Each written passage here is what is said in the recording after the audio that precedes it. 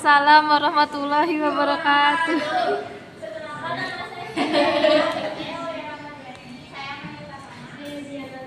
Saya Satrio Fajar Dewantoro, dengan Pak Yusuf Nugroho.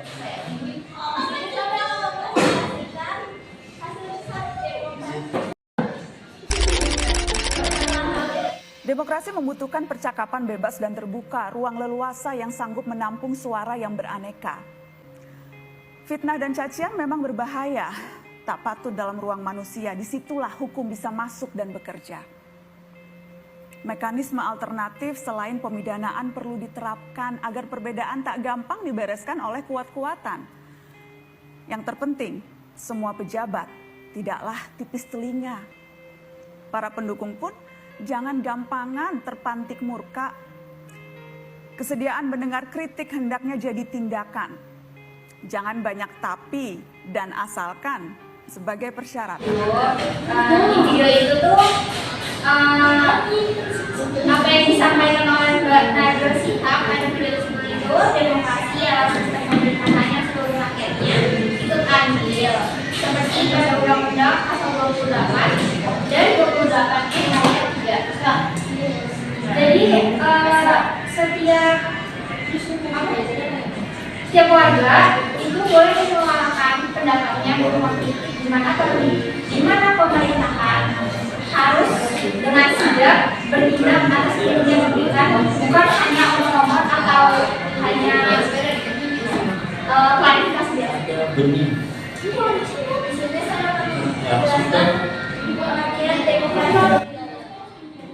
Sebuah sistem pemerintahan di mana kekuasaan politik dan pengembalian keputusan dilakukan oleh rakyat negara secara langsung melalui perwakilan yang mereka pilih.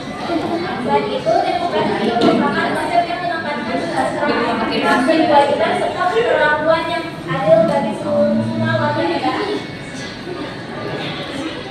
Selanjutnya ada pengertian seksualis. Jadi media sosial adalah platform digital yang memungkinkan penggunanya untuk berbuat, berbagi, dan berinteraksi dengan publik secara online. Media sosial menciptakan komunikasi dua arah, di mana pengguna tidak hanya menerima informasi, tetapi juga dapat memberikan tanggapan atau berinteraksi dengan konten yang ada. Dua dari dampak positif dan negatifnya media demokrasi. Pertama, ada dampak positifnya yaitu memudahkan diskusi politik, penyebaran informasi yang lebih cepat dan luas, mempermudah melakukan protes untuk kampanye, mempermudah pengeluaran pendapat, dan memberi kesempatan bagi warga yang mengawasi mengisi tindakan pemerintah serta pejabat publik.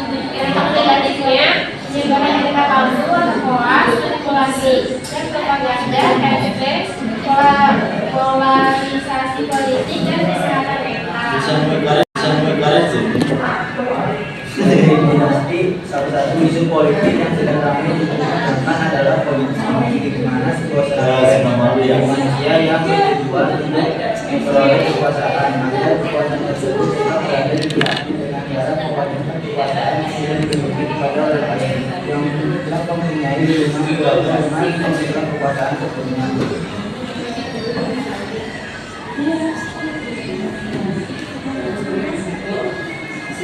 Selain dari negara yang demokrasi, ada juga yang menganut sistem otoriter.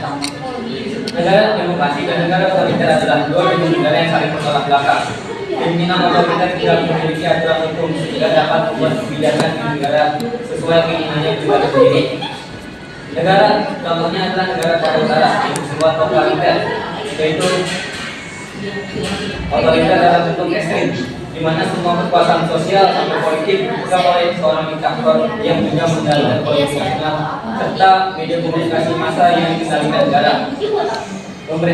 Pemerintah Korea Utara menggunakan camp penjara, penyiksaan, kerja paksa, dan ancaman eksekusi serta hukuman sewenang-wenang untuk mempertahankan kepatuhan yang penuh ketakutan di antara penduduk, sambil membatasi warga Korea Utara untuk berpergian ke luar negeri dan berkomunikasi dengan dunia luar. Pengaruh media sosial terhadap demokrasi. Yang pertama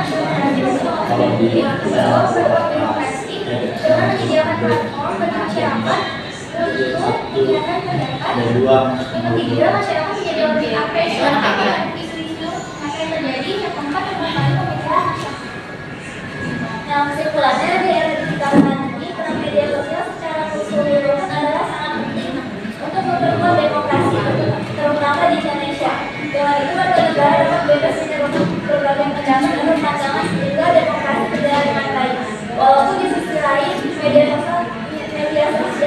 pemerintahan sebagai wadah yang berbeda untuk pemerintahan yang totaliter seperti pada.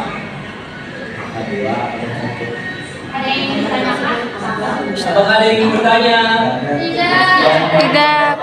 Assalamualaikum warahmatullahi wabarakatuh. Waalaikumsalam warahmatullahi wabarakatuh.